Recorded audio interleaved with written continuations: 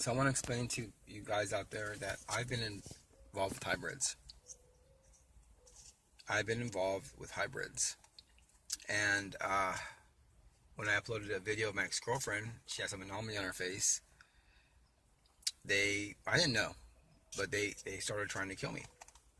Now, actually, I have to back up. I did kind of know. My friend goes, I got 10,000 views this week when I first uploaded the video. 10,000 views in a week. 10,000. I've never had a video do that before. My friend goes, oh, that's good. And I said, it might not be good. It might actually be bad. And this is July 2016. Now, October is when the shit got nasty. A doctor tried to murder me at Mercy Hospital in Hillcrest, San Diego. She put some poison in my IV. Got me real sick. Real sick. Then, to confirm, I'm not paranoid. At a red light, this military guy pulls up to my car, and next thing I know, he's at my car door trying to open my door. For no reason. Just trying to open my door. He's going like that, you know. Shaking the doorknob, you know what I mean. He's going like that. My friend was in the car with me, Chinese friend. There was two of us. So that guy must have had a gun, because there was two of us. Now my friend was packing. He can legally carry a gun. He was actually packing. So, you know, rather than put some metal in this guy, you know, I called the police. You know, we have a right to defend ourselves. Not me, but he had a gun. And they hang up on me. I call a second time. Someone picks up the phone and hangs up again. I call a third time 5 minutes later. Someone picks up the phone and hangs up again. Which tells me it's not an accident. I'm actually being routed to somebody. So there is a secret list. If you're a truther, you need to know there's a secret list you go on. Okay, let's fast forward this if you think I'm paranoid. I get away. Now this is around November 2016. January 2017, I'm laying on my bed and I notice this dust is coming up through the pores in the sheet. So I sweep the bed off real carefully. I hop on the bed. My feet are over the bed. I sweep them off just to make sure there's no dust. I'm a clean freak. So I think a dust weapon with a clean freak, they just don't go hand in hand, you know. That being said, there's still something else going on, but I digress. So I look at my bed, and it's clean, it's clear. And I'm just staring at it, and I start noticing little specks starting to pop up. And I notice they're coming up through the pores. It's just that it's so small and so thin. You always expect something you can see coming for you. You never expect things you can't see. That's how they do it. So they were using some kind of smart dust to come up through the pores in my sheet. They can use smart dust. They can move it. They can maneuver it with weapons. That just tells you what kind of trouble we're in. There was a technician in the condos. As soon as I ID'd him, the next day the guy moved out. So that happened with the dust in the sheet. Then I noticed some rice stuff in my apartment. I would sweep and sweep, and that stuff was everywhere. So I put some shipping tape down because something was biting me. You know, bed bugs I thought at first. Then the stuff was stuck all inside the tape, this rice-looking material. So I made a video. I said, this is creepy. So I got my camcorder. I said, I think it's coming from those condos right there. This rice material stuff. Someone's messing with me. Next thing I know, 6 tall, huge guys in suits. And let me explain this. I've never seen people in suits in the condos, ever. There's always military there for the last 2-3 years at least. These tall guys in suits come running out to the platform, sweating bricks. They're freaking out. I'm trying to upload a video with their faces, and they're freaking out. Next thing I know, my video freezes. They have power to freeze my video on YouTube. Then my entire channel freezes. So I'm going to see if somebody hacked into it. There's a way with the date to find out what happened. Or if it was an inside job. That went down. Then a guy pulls up with a silencer in front of my house, and my brother was washing a trash can out in the driveway. For a long time, he never does that, but it detoured the guy to give up and finally leave. Then a week later, I get stopped at a red light, and the guy looks in the mirror, looks at me, and goes, "So I'm making videos." He goes, "You're talking too much, pretty much." He goes, he goes like that, and I was like, "Wow." Another guy pulls up in the city bus area. in a minivan. He walks right up to my bumper because we're all clogged up now because this guy won't make a left turn. The guy was signaling me. He walks up right to my bumper and blocks me where I can't make a, where I can't move. But starts signaling everyone else to go around the guy. He just pulls up, walks out of his car to my front bumper, and starts going, go around him, don't worry about it, go around him, don't worry about it. And then the guy's going like this to me. Now here's how you know the police are involved. Because they always give themselves away. You don't have to make up anything. They'll tell you themselves. So, about a week later, I'm coming home. These two huge Marine guys are standing up in the condos on the platform where the guys with the suits were at. They're talking to some skinnier dude. And the two big guys look at me, and they go, at the same time they look at me and they go, and they both walk away. And I said, okay, that doesn't look good. At 1 in the morning, I heard someone sneaking around behind my studio apartment, so I called the police. They come out, and they act like they're going to go check it out. And his partner looked at the smaller guy and goes, shh, let's go. And then they took off in the car. I didn't even look. I call a second time. The lady hangs up on me. I call a third time. While the phone's ringing,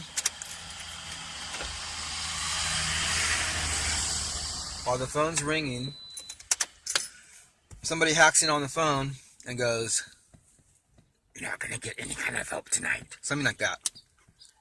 And my brother heard that. He didn't hear the guy sneaking around, but he heard that. My brother was staying the night. So he goes, whoa, what the hell was that? It's like a demonic voice. They're using like a tone box. Cops come out. I have to beg them for 20 minutes to shine their flashlight behind my studio apartment. They do, finally. They don't let me go see what they see. They threaten me if I call again, I'm going to jail. They won't even let me call for help. They leave. 30 minutes later, it's about 4 in the morning. The sun's getting close to coming up. I go, I could just ride this out because the sun's coming up soon. It was about 4:15 in the morning. It was about 45 minutes after those guys left. They left about 3:30. It was about 4:15. 4:15 in the morning, around there, someone comes bolting out of our backyard. Just, you hear the gate, boom, you hear just running out of our backyard, down our driveway, out into the street. Which confirmed the condos were in on this, the police were in on this, and I gotta get those officers' names. I already have a list of people, my friends got it, and now I'm gonna add them to my list, and the doctor. This is a true story. Now, I'm not adding anything into it. As a matter of fact, I'm probably leaving stuff out. But this is basically the skeleton of the body. This is the center of it. This is pretty much basically what happened. Then, of course, more stuff happened after that, little tiny things, They were trying to warn me and play games and just, some kid stuff, childish stuff. But that's what happened. That's a true story. That's what's going on in America. Because they're doing some horrific stuff to everybody. Now, if you want to stop criminal activity and bring in real freedom and security, real safety, you want more freedom. Freedom is what's going to bring us safety. Actually, freedom makes safety. Less freedom, you're tying us down and letting these thugs punch us up. That's what it means. When you put chains on someone and leave them in a chair to get their ass kicked, that's what happens. Now, a lot of you folks out there are mothers, fathers, daughters, sons. We all have family. Our family has family, friends with family. I mean, this is what's going on in America. Now, we're not in jail. This isn't prison. This is out free in America, where you're supposed to be the safest place in the world. And this is what they're doing. The government is running these black op programs on the people, which is completely illegal, and Americans are not aware of it. The majority of Americans are not aware of it, because if they were, they wouldn't be so bored. You tell Americans are bored. They drive around asleep. They get their coffee. They're waiting for some kind of excitement. So if we as truthers get the word out to them, flyers and protests and flyers, and there's a lot to conquer. So keep it simple, because once you conquer one thing and you can prove it, everything else will come crumbling down with it. But we have to get prosecutions going and get people put in prison. If we don't ever do that, then we can't ever stop them. The only way to stop them is to stop them. Put them in jail, and that will open up cases for other investigations. Now, I'm going to tell you right now, the people that are allowing this to happen, the reason this is able to exist, you got the bad people making the plans and carrying out the plans, and then the people that are stopping the American people from knowing, that are in cahoots, is the news media. And the second people that are involved with that are the prosecutors, because they have to be aware of what's going on, yet they're being very quiet. So the entire court system is a sham. It's been infiltrated. How many people are in prison that don't belong there now? So now we have to, like, I don't know. What do you do when you arrest 100 people and 50 of them are innocent? You can't leave them in there. You got to let them out. We have to arrest all the top prosecutors that are in charge of this kind of security for America. There has to be prosecutors in charge for this kind of stuff. When you got, is there anything set up if the government ever goes astray? Is there any kind of legal system set up to stop them? Pfizer court? Well, the military. That's what the military's for. The military is there to protect America. They're supposed to be there if anyone tries to invade us. They're supposed to be there ready to shoot. Well, we have invaders now. We can prove it. It says they swear an oath to the Constitution against enemies, foreign and domestic. These are domestic enemies. So if we have domestic enemies, why aren't the military keeping their oath? They're not keeping their oath. If this is happening to just me, a nobody, imagine all the other people this is happening to that we're not even hearing about. People don't even know they're being stalked. We have to do something. This is a crisis. This is worse than fluoride in the water that will kill you 20 years from now. You got heart attack weapons that can drive in front of people's houses and give them heart attacks and take them out like that. They use this stuff on people, man. I'm telling you, they use this stuff on people. We got to stop them.